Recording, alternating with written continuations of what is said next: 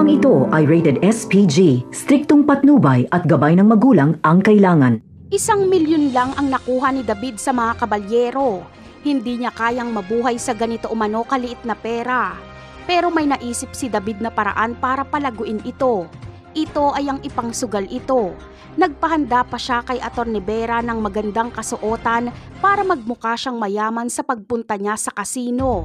Pinipigilan siya ni Atty. Vera pero ayaw niyang paawat.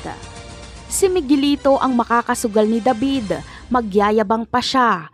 Hindi niya alam na isang kongresman ang kanyang kaharap. Sunod-sunod ang pagkatalo ni David hanggang sa maubos ang kanyang pera.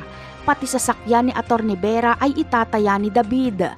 Hanggang sa marami ng talo si David pero wala siyang ilalabas na pera. Ikakatwiran niyang marami siyang pera dahil isa siyang Montenegro. Maiintriga naman si Miguelito kung ano ang buong pangalan nitong kasugalan niya. Kaya sasabihin ni David na siya si Jesus Montenegro at tawagin na lang umano siyang Tanggol. Agad na mapagtatanto ni Miguelito na nagpapanggap itong kalaro niya. Sa kanyang galit ay tututukan niya ng baril si David at ibibisto niya ang pagpapanggap nito. Ayon kay Miguelito ay kilala niya si Tanggol Montenegro, kaya bistado na si David. Ano pa kaya ang kanyang gagawin para malusutan ito? At ano kaya ang gagawin sa kanya ni Miguelito? Hindi na talaga siya nadala sa pagpapanggap.